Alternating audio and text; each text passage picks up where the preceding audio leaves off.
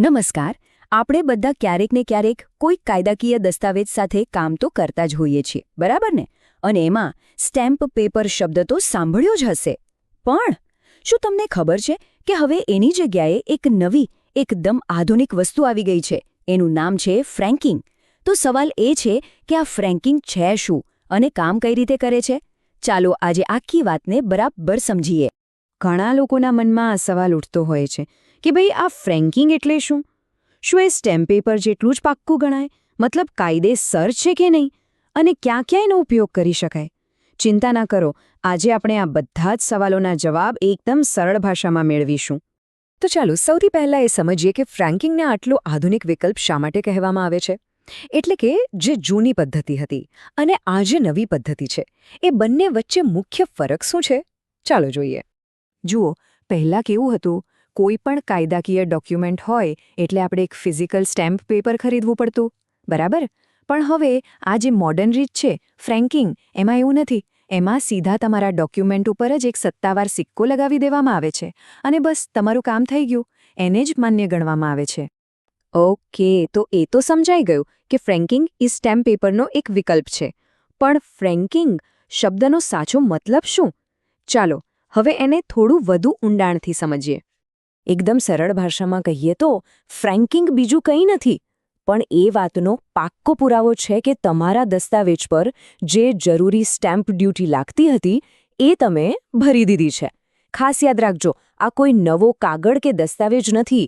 આ તો બસ એક મશીનથી લગાવેલો સત્તાવાર સિક્કો છે જે કહે છે કે હા, પૈસા ભરાઈ ગયા છે.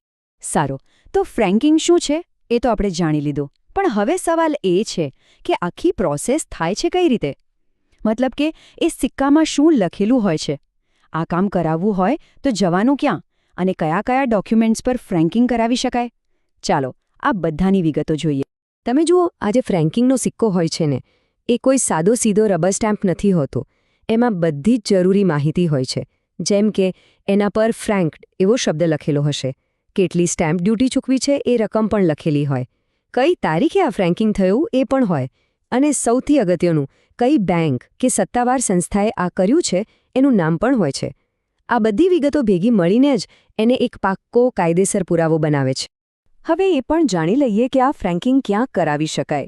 એવું નથી કે કોઈ પણ જગ્યાએ જઈને આ કામ કરાવી શકાય. ના, આના માટે તમારે કોઈ નેશનલાઇઝ્ડ બેંકમાં જવું પડે અથવા તો કોઓપરેટિવ બેંકમાં. આ સિવાય સરકાર દ્વારા માન્યતા પ્રાપ્ત ખાસ ફ્રેન્કિંગ સેન્ટર્સ પણ હોય છે. બસ આ અધિકૃત જગ્યાઓ પર જ આ કામ થઈ શકે છે. અને આનો ઉપયોગ પણ ઘણો વ્યાપક છે. તમે જુઓ, આપણે જે રેન્ટ એગ્રીમેન્ટ બનાવીએ છીએ કે પછી મકાન જમીનનો જે સેલ ડીડ એટલે કે વેચાણ દસ્તાવેજ હોય, એગ્રીમેન્ટ ટુ સેલ હોય, કોઈને પાવર ઓફ અટર્ની આપવાની હોય કે પછી કોઈ એફિડેવિટ બનાવવાનું હોય, આ બધા જ સામાન્ય અને મહત્વના કાનૂની દસ્તાવેજો માટે હવે ફ્રેન્કિંગનો ઉપયોગ થાય છે. ચાલો હવે આવીએ સૌથી મોટા અને સૌથી મહત્વના સવાલ પર. આ બધી વાત તો બરાબર, પણ શું ફ્રેન્કિંગ કાયદેસર રીતે માન્ય છે? કાયદાની નજરમાં એની વેલ્યુ કેટલી? શું એને કોર્ટમાં પડકારી શકાય? ચાલો જાણીએ. ચાલો આને એકદમ સિમ્પલ ઉદાહરણથી સમજીએ. માની લો કે કોઈ દસ્તાવેજ પર તમારે 500 રૂપિયાની સ્ટેમ્પ ડ્યુટી ભરવાની છે. તો જૂની રીત પ્રમાણે તમે શું કરો? 500 રૂપિયાનું સ્ટેમ્પ પેપર ખરીદો. પણ ફ્રેન્કિંગમાં શું કરવાનું? તમારે કોઈ સ્ટેમ્પ પેપર ખરીદવાની જરૂર નથી. બસ તમારો દસ્તાવેજ લઈને સીધા બેંકમાં જવાનું અને કહેવાનું કે આના પર 500 રૂપિયાનું ફ્રેન્કિંગ કરી આપો. બસ એ લોકો સિક્કો મારી દેશે. થઈ ગયું કામ. કેટલું સરળ! તો આખા મુદ્દાનો સાર શું? એ જ કે કાયદાની નજરમાં ફ્રેન્કિંગ અને સ્ટેમ્પ પેપર બંનેને એકદમ સમાન ગણવામાં આવે છે. બિલકુલ એક સરખું વજન. એટલે એની માન્યતા વિશે સહેજ પણ ચિંતા કરવાની જરૂર નથી. એ 100% કાયદેસર છે. તો અત્યાર સુધીમાં આપણે શું જોયું? ફ્રેન્કિંગ શું છે, એ કઈ રીતે કામ કરે છે, અને સૌથી અગત્યનું કે એની કાનૂની માન્યતા શું છે? ચાલો તો હવે આ આખી વાતનો ટૂંકમાં સાર જોઈ લઈએ, જેથી મુખ્ય મુદ્દાઓ બરાબર યાદ રહી જાય. ટૂંકમાં કહીએ તો ફ્રેન્કિંગ એ માત્ર સ્ટેમ્પ પેપરનો કોઈ કામચલાઉ વિકલ્પ નથી. ના, એ એક આધુનિક, સુરક્ષિત અને કાયદેસર રીતે સંપૂર્ણપણે માન્ય પદ્ધતિ છે. એટલે હવે પછી જ્યારે પણ કોઈ દસ્તાવેજ પર ફ્રેન્કિંગનો સિક્કો જુઓ તો મનમાં કોઈ શંકા રાખ્યા વગર માની લેજો કે એ એટલો જ મજબૂત અને પાક્કો છે જેટલું એક પરંપરાગત સ્ટેમ્પ પેપર હોય છે.